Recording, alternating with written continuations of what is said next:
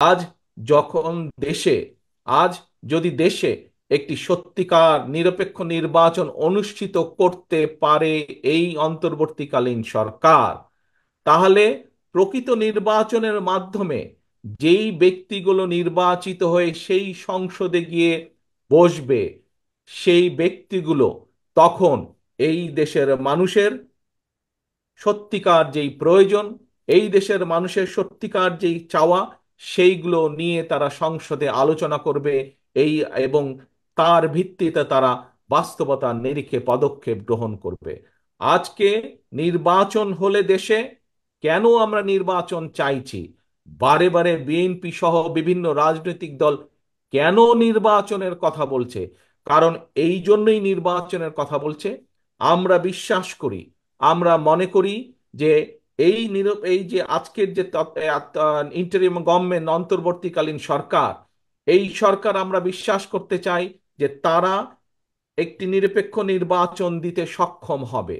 এবং একটি নিরপেক্ষ নির্বাচন তারা দিতে সক্ষম হলেই একমাত্র সেই প্রকৃত ব্যক্তিগুলো নির্বাচিত হয়ে আসতে পারবে যারা সত্যিকারভাবে জনগণের কথা বলবে, যারা সত্যিকারভাবে জনগণের স্বার্থ নিয়ে চিন্তা করবে। তাহলেই একমাত্র সংসদে বসে আলোচনা হতে পারে কিভাবে আমাদের দেশের ভবিষ্যৎ প্রজন্ম, বর্তমানে যে সন্তানরা, তাদের শিক্ষা ব্যবস্থাকে সুন্দরভাবে ঢেলে আমরা সাজাতে পারবো, যাতে করে তারা ভবিষ্যতে শুধু পুঁথিগত বিদ্যা না, তারা যে আমাদের মূল্যবোধ, সামাজিক মূল্যবোধ, সেই মূল্যবোধের আলোকেও শিক্ষিত হয়ে তারা দেশ গঠনের কাজে নিজেদেরকে নিযুক্ত করতে পারে। আজকে যদি নির্বাচনের, একটি নিরপেক্ষ নির্বাচনের মাধ্যমে প্রকৃতভাবে জনপ্রতিনিধি নির্বাচিত হয়ে আসে, তাহলে সেই জনপ্রতিনিধিরা সংসদে বসে আলোচনা করে সিদ্ধান্ত নিতে পারবে কিভাবে দেশের মানুষের স্বাস্থ্য সুবিধা বৃদ্ধি করা যায়, কিভাবে হাসপাতালগুলোতে, বিভিন্ন চিকিৎসালয়গুলোতে মানুষের স্বাস্থ্য সুবিধা নিশ্চিত করা যায়, কিভাবে তাদেরকে বেশি স্বাস্থ্য সেবা দেওয়া যায়। আজকে যদি সংসদে প্রকৃত জনপ্রতিনিধিরা নির্বাচিত হয়ে আসতে পারে একটি নিরপেক্ষ নির্বাচনের মাধ্যমে, তাহলে তারা বসে আলোচনা করে সিদ্ধান্ত নিতে পারবে কিভাবে বাংলাদেশের কৃষকদেরকে তাদের সমস্যাগুলো ধীরে ধীরে পর্যায়ক্রমিকভাবে কমিয়ে নিয়ে এসে কৃষকদের সুবিধা বৃদ্ধি করা যায়, কৃষকদের সমস্যার সমাধান করা যায়।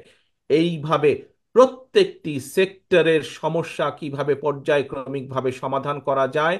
এবং আমরা যে 31 দফা দিয়েছি সংস্কার প্রস্তাব দেশের উন্নয়নে, দেশের মানুষের ভাগ্যের পরিবর্তনের জন্য, শুধু আমরাই নয়, বিভিন্ন দল দিয়েছে, বিভিন্ন সুশীল সমাজ সহ বিভিন্ন ব্যক্তিবর্গ যেই পরিবর্তনগুলোর কথা বলছে, এমনকি অন্তর্বর্তীকালীন সরকারের প্রধান সহ উপদেষ্টা যে সকল সংস্কারের কথা বলছেন, সকল সংস্কারের বাস্তবায়ন একমাত্র সম্ভব, সূচনাও একমাত্র সম্ভব, বাস্তবায়ন করাও একমাত্র সম্ভব শুধুমাত্র একটি প্রকৃত নির্বাচনের মাধ্যমে। যদি প্রকৃত জনপ্রতিনিধিরা নির্বাচিত হয়, তাহলেই একমাত্র সম্ভব।